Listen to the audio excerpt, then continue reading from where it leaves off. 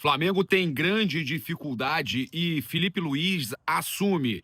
A gente também tem aqui a informação com relação ao Pedro, né? E a questão do afastamento do jogador com relação à fratura. A gente vai trazer tudo aqui, inclusive médico especialista explicando como está a situação do Pedro. E a gente trazendo aqui muitas outras informações aqui neste sabadão, né? Lembrando que hoje, daqui a pouquinho, às 19h30, tem jogo do Mengão, Flamengo e Fortaleza, lá na Arena Castelão, né? Cara, a torcida dos caras fazendo uma atitude ridícula, né? De preconceito, de ódio, de inveja contra a torcida do Flamengo. Mas a gente sempre contra tudo e contra todos, né?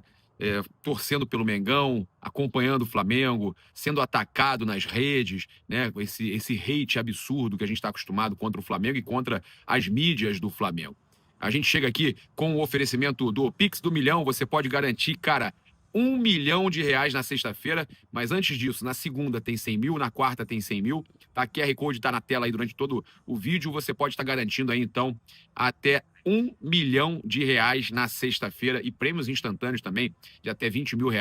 Cara, lembrando que você pode garantir esses prêmios com uma raspadinha na hora. É instantâneo, tá? E é 100% legalizado na SUSEP. Olha, a gente teve aqui a situação importante para falar com vocês, né, do preconceito, ódio, inveja das torcidas organizadas do Fortaleza, uma vergonha o que eles estão fazendo, de dizer que lugar de torcedor do Flamengo não é no setor misto, é no setor visitante, querendo expulsar torcedores do Flamengo que vivem no Nordeste, e não é do setor do Fortaleza não, é do setor misto. No Maracanã tem o setor misto, que até vascaíno, tricolor, ficam ali na leste, misturado com os torcedores do Flamengo. Eles estão incitando a violência contra esses torcedores do Flamengo, que ficam sempre no setor misto lá do Castelão. Então, há uma incitação, uma ameaça, uma incitação à violência. Eles deveriam ser punidos pela CBF. Esse clube deveria ser punido. Ah, mas o clube não tem culpa do que a torcida está fazendo. A torcida tem que responder de alguma forma, e isso é um absurdo. E eu vou dizer mais. Agora, eu torço muito pro Fortaleza ser rebaixado. Essa torcida do Fortaleza merece ser rebaixada.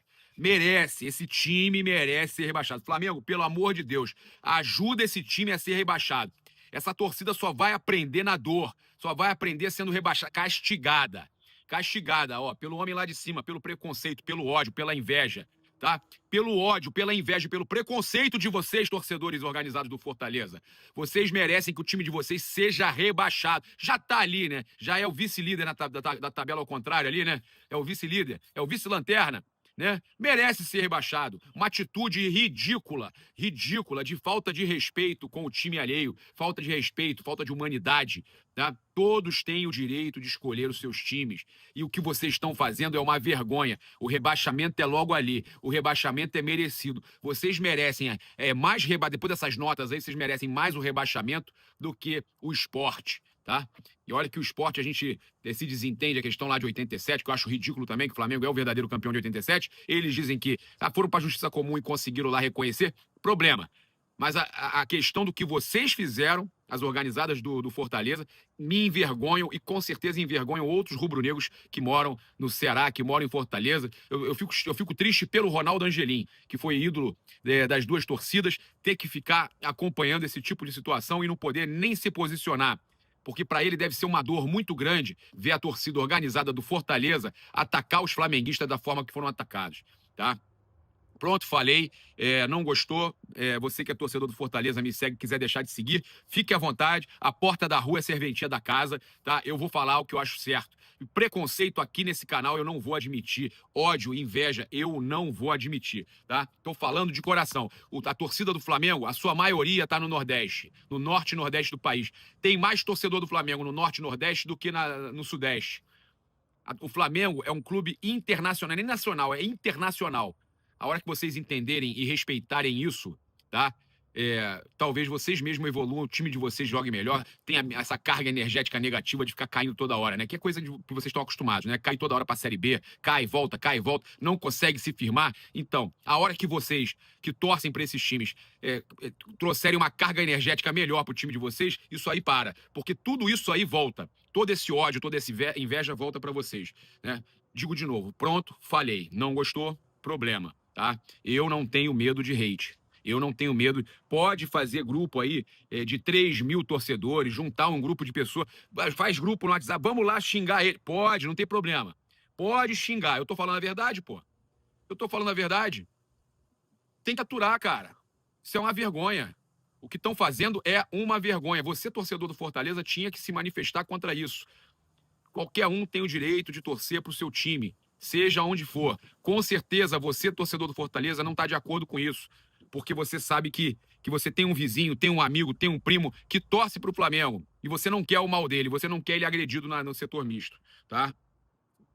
Olha só, trazer aqui a informação para vocês que a programação do Flamengo hoje, né, almoço foi meio-dia, 16 horas um lanche reforçado, 17h10 saída para o estádio, 18 horas chegada prevista no Castelão. Aí o jogo às 19h30, 22h40 saída para o aeroporto, 23h45 decolagem para o Rio de Janeiro e às 3h05 da manhã pouso previsto no Galeão. Pô, cara, a maratona é pesada, né? Maratona pesada. A gente tem aí 6 jogadores pendurados, além de todos os 7 desfalques que a gente tem hoje. Né? O Flamengo joga sem Pulgar e Carrascal suspensos, sem o De La Cruz, que está com problema lá de novo, né? Agora teve febre e tal, virose. O Cebolinha lesionado, o Léo Ortiz se recuperando, Alexandro, que foi aí preservado, e o Pedro, que está com a fratura no braço, a gente vai falar aqui agora. O Flamengo tem 7 jogadores que não viajaram e tem 6 jogadores pendurados, tá? Alan, Everton Araújo, Jorginho Arrascaeta, Luiz Araújo e Bruno Henrique estão pendurados e, caso recebam um cartão amarelo de Davi de Oliveira Lacerda, desfalcarão o time na próxima rodada do Brasileirão contra o Sport no sábado no Maracanã, tá? Então, falei para vocês do problema que o Filipe Luís está encontrando no time do Flamengo e ele vai para 76 jogos no comando da equipe principal do Mengão, no jogo deste sábado, e até aqui a trajetória do treinador à frente do Flamengo é marcada por bons números, são 75 jogos, 49 vitórias, 18 empates e apenas 8 derrotas. O time marcou 130 gols e sofreu 43, com um aproveitamento de 73,3%. Você está acompanhando imagens do treino do Mengão aí, que foi em preparação já para esse jogo de hoje contra o Fortaleza, né, que se enfrentam logo mais às 19h30. No final do vídeo, fica até o final, que no finalzinho eu vou trazer a escalação do Flamengo, a provável escalação. Jogo na Arena Castelão, 30ª rodada, mas que para o Flamengo é a 29ª. O problema que eu ia falar para vocês, apesar desses números bons do Filipe Luís, é que desde 2015 o Flamengo marcou só 23 gols em cobranças de falta direta. Nos últimos 5 anos foram apenas 7 gols. Cara, 7 gols de falta em 5 anos. Nesta temporada, apenas De La Cruz balançou as redes em uma cobrança na derrota por 2-1 para o Central Córdoba no Maracanã pela Libertadores. Tá? Então, em coletiva, o Filipe Luís reconheceu a dificuldade nesse momento do Flamengo aprimorar esse tipo de jogada e admitiu que o time ainda pode evoluir no quesito. Tem o Eric, tem o Carrascal que bate, tem o Luiz Araújo que bate também. É difícil, sabe? Porque não tem tempo para treinar as faltas diretas, né? Então, quem jogou contra o Palmeiras não pode chutar e treinar num número elevado de faltas. Bola parada também. Existe um risco se você ficar batendo os escanteios para os jogadores com menos de 72 horas. Então, é difícil treinar esse tipo de jogada, mas sempre que tem tempo eu gosto que eles treinem, gosto que eles pratiquem com barreira, mas é uma coisa, sim, que pode treinar e podemos melhorar. Então o Filipe Luís assumindo aí que o Flamengo precisa melhorar o treinamento de cobrança de falta, tá? Então assumindo um problema do Flamengo. Os principais cobradores do elenco hoje são Léo Pereira, Arrascaeta, De La Cruz, Luiz Araújo, Pulgar e Carrascal. Maioria titulares, mas o Flamengo precisa mesmo se reencontrar nas faltas. E aí, o que você acha? Falta gol de bola parada pro Mengão? O que você considera aí torcedor do Flamengo? Braço e perna, braço e perna. Boa, braço e perna. Boa, Léo, movimento do ombro. Boa, Alan. Isso! Leva de novo. Vai. Outra informação aqui. Eu vou trazer aqui agora, antes da gente trazer as informações completas do jogo, a situação do Pedro, tá? A galera tá participando muito, a gente tá caminhando aí para 15 mil curtidas no Insta, muitos comentários. Segundo o jornalista Renan Moura, o atacante Pedro deu uma opinião que foi decisiva para se afastar dos próximos jogos do Flamengo para evitar o agravamento da fratura parcial no antebraço direito. Lembrando que há uma previsão de 4 semanas, talvez ele esteja à disposição para jogar diante das 4 últimas equipes do Brasileirão, que o Flamengo enfrentar no Brasileirão, e também possa participar da final, aí, uma eventual final da Libertadores, caso o Flamengo chegue. Após ser avaliado no Ninho do Urubu, o camisa 9 optou, né, no caso, por se preservar e aguardar a calcificação. A gente tinha falado sobre isso, da calcificação da lesão, cujo tempo de recuperação é estimado entre 4 a 6 semanas. Ainda assim, o jogador mantém a esperança de retornar antes da final da Libertadores, caso o Flamengo avance, né? Pedro chegou a atuar, então ele quer, tá? Ele tem a esperança e quer retornar antes da final da Libertadores. Pedro chegou a atuar por mais de 20 minutos com o braço fraturado antes de ser substituído por Filipe Luís. Então, essa é a expectativa do próprio Pedro de que ele tenha condição de jogar uma eventual final, caso o Flamengo chegue e se classifique contra o Racing.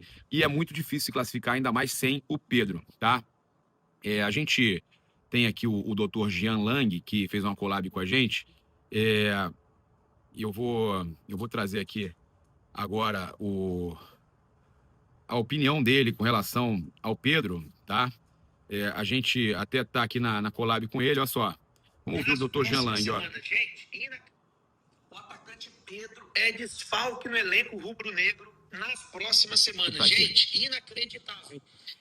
Pedro teve uma fratura em um osso que a gente chama de ulna no antebraço. Já vou mostrar para vocês como é que é. Mas o que é mais intrigante é a forma. Geralmente, as fraturas da ulna, a gente chama de lesão tipo cacetete. Que quando, por exemplo, alguém vai agredir, a pessoa coloca o braço e aí toma uma cacetada no braço. E aí é um trauma direto, e aí tem a fratura. Porém, esse aqui é o lance do Pedro. Então, foi um lance... A gente já conhece o lance. Completamente inocente. O braço do Pedro, você observe que ele fica meio que esmagado, ó, entre o corpo do Pedro e do outro jogador do Racing. Um lance comum de jogo, ocorreu essa fratura. Como que funciona esse tipo de fratura do Pedro? Vem cá que eu vou explicar para vocês. Então, no antebraço, nós temos 2 ossos. O rádio... Atenção aí, ó. Então, o osso que o Pedro fraturou é a ulna. Isso sim aqui, ó. E existem basicamente 2 tipos de fraturas. As fraturas com desvio, olha só, é porque o osso fica muito desviado, olha aqui. O Pedro não teve esse tipo de lesão. Essa lesão, se o Pedro tivesse, ele estaria fora da temporada 2025. A fratura do Pedro é uma fratura sem desvios, fratura da ulna sem desvio. Tá vendo esse tracinho aqui, ó, pretinho? É como se fosse assim, ó, trincou o osso. Ele rachou, mas não quebrou, não torceu. Então o tratamento tende a ser mais rápido. Porém, como que não precisa operar. Porém, como é que a gente tem que fazer o tratamento? E essa é a forma de tratamento do Pedro. Se chama imobilização axilopalmar. Vem lá de cima da axila, passando pelo cotovelo até o punho. Eu tenho que deixar o antebraço, que é onde ocorreu a fratura, imobilizado, parado, para acelerar a cicatrização, evitar que o paciente, o Pedro, tenha dor e, importante, evitar que uma fratura sem desvio, simples, se transforme numa fratura com desvio. Imagina que ele tenta forçar a barra e jogar o próximo jogo. Aí leva uma pancada. Pode piorar a lesão, o Pedro pode precisar de cirurgia e aí acabou, né, a temporada dele. Então eu acredito, pessoal, que o departamento médico do Flamengo vai segurar essa imobilização por 4 semanas, vai reavaliar ao final desse prazo, e aí vamos ver se o Pedro, ao final de 4 semanas, teria condições de pelo menos jogar aí, caso a gente vá à final da Libertadores e a reta final do Brasileirão. Seria importante. Aí, torcedor rubro-negro. Seria importante, Jean. Dr. Jean Lang aí, quem puder seguir também, procurar lá no Insta. Cara, eu acho que, de repente, com 3 semanas reavaliar, estão falando de 4 semanas, aí eu acho que ele, de repente, já pode treinar com imobilização para manter a forma e tudo mais, reavaliar com 4 semanas e aí vai estar apto para jogar. Eu estou muito confiante, assim como o Pedro está confiante, né, que jogue uma eventual final e que jogue a reta final do Brasileirão, eu também estou muito confiante. Olha, a gente hoje não tem o Jorge Carrascal, mas a gente tem os números aqui do Carrascal que são impressionantes, tá? Com poucos jogos pelo Flamengo, o Carrascal vem conquistando cada vez mais espaço e a confiança do técnico Filipe Luís. O Meia tem mostrado eficiência e impacto em campo, né? Em 12 partidas soma 4 assistências e 6 participações diretas em gol, com média de apenas 85 minutos para participar de um gol. Além dos números ofensivos, o Carrascal também se destaca pela criatividade e intensidade. São 5 grandes chances criadas, 15 dribles certos, 10 cruzamentos precisos e 20 faltas sofridas. Estatísticas que evidenciam sua importância no setor ofensivo rubro-negro. Uma contratação mais barata do que a do Samuel Lino e que vem dando mais resultado do que o Samuel Lino, né? Não que o Samuel não seja bom e que não dê resultado, mas a contratação do Carrascal, que todo mundo esperava menos, é a que está dando mais certo.